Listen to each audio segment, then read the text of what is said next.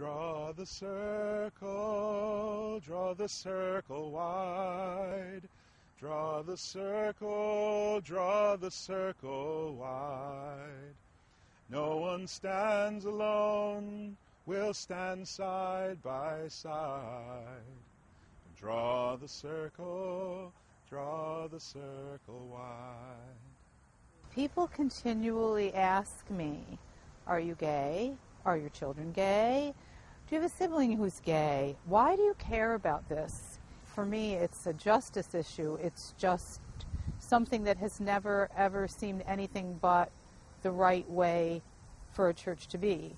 I came out to my dad, actually, in his office in the church when I was about 15 or 16. And the thing that I tell friends now that changed my life was him when I said I think I'm gay and, afraid of what that repercussion might mean for my parents' love. And he's my minister, my dad. He just, without hesitation, said, I love you.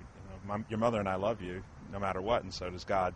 So that was the foundation from where I knew how church should be, and that's the only way I thought it should be. Naively thought it was that way, and then kind of grew up and realized that a lot of people didn't think that way. And in 1995, when we were having a debate in our annual conference in northern New Jersey about the same old petitions, gay people are bad, gay people are good. And it was the first time as an adult I remember feeling like I was actually listening to what people were saying, and I turned to my dad and I said, all these people who are talking are straight. There's no gay person talking about this debate about gay people. What's going on? And he said, well, yeah, nobody is going to do that, Mark. Nobody except, And he looks at me, and I was like, oh my God, I guess, maybe I should stand up and say something. And, came out to these people who all my life I've known I almost consider the annual conference my home because of moving around as a pastor's kid. And then it took on a very different, the whole tone of the conversation kind of shifted because it was no longer an abstraction. I just can't not kind of share that part of me. And so blithely getting elected to General Conference as a delegate and, blithely being sent to hell by many delegates and people saying, they don't hear the same message that I do about God's love. And a couple of years ago, one of the youth in our conference came up to me to tell me his story of being a young gay man in Mississippi. And it was a heartbreaking story of pain, of hurt, of exclusion. And in the midst of his story, he started crying and told me about the things he had done, the things he had thought to try to cope with the pain, to try to cope with the hurt, as far as even attempting suicide. It was a moment for me of clarity. In my heart, I'd always thought and known that we needed to include everyone in the church. But here was a kid I loved who was telling me his painful story. And it was in that moment that I knew we as a church needed to progress. We needed to be a church that is about the business of being there for all people. And so, even in his struggles, even in his pain, he still found hope in Methodist churches in Mississippi. He found hope in Mississippi Methodists who were there to listen to him. I wish I could recommend him for the ministry because he is called, and I know he is called. But because of the procedures and because of the rules that we have set in place, he cannot really serve in that role as a clergy person in the United Methodist Church. He's the reason that I believe the way I do. And I hope that our church will one day be able to embrace him fully for who he is and the gifts he has to offer. My own local church had 12 years ago, had gone through a process of wanting to be more open and inclusive. And there were several people in the congregation that were parents of lesbian and gay children. And they thought the process was going really well. And then some key lay people said no, they were fearful. And those people were ripped apart. They They left, brothers and sisters left and said, if my brother or my sister is not welcomed in this church, then this is not my church. Then 3 years ago, they went through the process again, and the same layperson that was totally against it apologized for the hurt that she caused these families. So I see that happening in my own context in Iowa. I see churches opening up and understanding that we're all brothers and sisters, and opening our eyes to God's grace in our lives. I never got the sense until I got to college that God hated me. And I came to this conclusion by trying to find a church. You know, it's a scary thing being a freshman in the big city. I'm from the country. And coming to the big city, the first thing I tried to do was find a church where I could feel safe and comfortable. And I never could find that. I had to give up pieces of myself in order to be there. And then I felt like a lie. I felt like a liar. And to come into this space and see clergy actually embracing me and actually saying the words and actually using the entire scripture to talk about God's love, the love of Jesus Christ, has been life-changing for me. And it was one of those things where you're sort of sitting in the moment watching all this about to happen, and you're thinking, this can't be real. Like, this is stuff that you see on TV. And we're just here minding our own business, enjoying the evening. And sure enough, the guy comes back over to us and says, 2 men laying on a blanket. We told you we were going to beat y'all for that, and proceeded to try to engage us in hitting us and kicking us. And finally, we beat them back long enough for me to get my cell phone and call 911. And when I was making a call on my phone, one of those guys was also calling some of his friends who also were in the park. And a couple minutes later, about 8 or 10 other guys showed up as well. And one of them yelled out to the other guys that were coming, "Get the gun." And he came over to me and snatched the phone out of my hand. 911 was still live on the line, and put the gun to my head and asked me where the money was. I had $7. It was on the blanket, and I told him, you know, everything you want is laying on the blanket over there. And so finally he withdrew the gun, went and got my keys and cell phone and wallet, and then they all left. I've thought a lot about those guys that were arrested, and wondered what their lives were like, wondered what, just how it could have been different.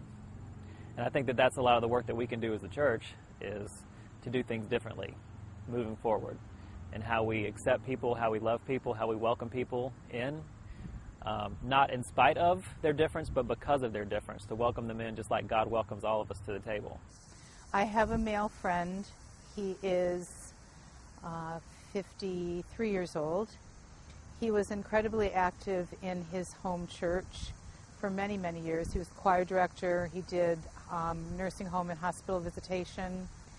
And one Sunday, one of the new pastors preached from the pulpit while he was sitting in the congregation about the sinners among us, about how God loves the sinner and hates the sin. And we all know who I'm talking about. So this poor man, who had been part of this church community his whole life, whose family had been part of the church community his whole life, left church that morning knowing that he couldn't go back. That man did not go to church for years. I begged him to come to my church. I begged him to come to my church, and he did. And he's a very active part of my church. What I'm ashamed of was that I never told him that our church has a book of discipline that says that who he is incompatible with Christian teaching. And I want there to be a day that I don't ever have to be ashamed of that. There was another smaller church in our area that I found, and I met people who were like, you're still human and God still loves you. And you're not bad, you're not an abomination. I found this group of people who accepted me for who I was, and they loved me despite my differences, and they showed me God's love. I'm openly gay, baptized in the church, and helping teach Sunday school. Like, it's amazing feeling just to know that, you know, I'm a child of God and people love me because I'm a child of God. And the whole gay factor doesn't play into it. It's just, that's who I am, that's who I go home to, not a dictation of my faith and not a dictation of, like, destroying my life. And at this church, I don't feel like an abomination. I don't feel out of place. I feel welcomed at home and just myself. There are so many folks that are finally coming out to want to live their lives of faith in the United Methodist Church. Many people I've talked to over the years describe being heartbroken at losing their church homes because they were either asked to leave when they began transitioning or felt they had to from lack of support. Now a lot of those same people are coming back, and I see that in one of my own congregations, which in the year that I've been there, we've increased our transgender membership by at least 5 new members. And the time came when a discussion was being had at a ministry event about homosexuality and whether it was right or wrong or something in between. And I think the moment it clicked for me was when I realized it wasn't a discussion, and it was a, here's what you should believe as a Christian. And it wasn't the open and loving God that I'd been told seeks out every person. I was told about a condemnation and a way of life to need to be changed to experience God's love, and it didn't connect with the God I knew. And as I thought about that in my experience, I realized that the church that I grew up in and the way I had learned about my faith in different ministry areas didn't line up with what I knew to be right and what I knew to be the loving God I worshiped. And so I began to seek ministry and realize that social justice and speaking out on issues of LGBTQ inclusion in the church were integral to my ministry. And I share my story because I haven't always been this way. I wasn't raised with liberal parents who taught us to do these things, but I learned the basics of my faith from those who maybe don't always understand the issue, but taught me the same basics, that to love people, to take care of people, to be a family. And it's those basic tenets I learned in my small town in Nebraska that carry me forward to speak out and work for an inclusive church and inclusive world. I learned many things that I've had to unlearn as an adult. I learned to persecute and to put down people who were different. I learned to persecute and put down people who understood their sexual orientation differently than I understood my sexual orientation. And as I have grown and as I have learned to write the law upon my heart, I have learned that we have the possibility of hope, the possibility of change.